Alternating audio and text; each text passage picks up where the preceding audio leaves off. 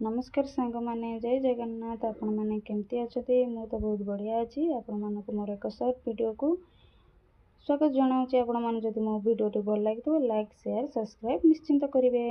ये देखिपे मु रोसई बसईकिना चलि फ्रेश हवा को कहीं संध्या है संध्या देवी बोली जाइली फ्रेश होके आसला। मु सब ठाकुर को एति प्रार्थना करे भगवान आपणे भलरे रुहंतु आमको भी भलरे रखंतु। आपण भलरे न रहिले आमे केबे ठीक रही परिबु। तापर संध्या देके आसिकी भाबिली कौन करबी। छुआ मान तो सब कहते मम्मी पिज्जा खाइबू देकी भाबिली आज थरे पिज्जा करिबा। देके आसिकी पिज्जा करबा को मु लागी गली। देखि पाते मु पिज्जाटा रेडी करके गैस रे बसई देछि लो फ्लेम करके। दिने पिज्जा करी एमती खराब होता न खाइबाटा ही भल। समस्ते मते केते हसिले कौन करवा। देखि पार्थिबे पिज्जाटा भी मोर हो आसला टिके टिके।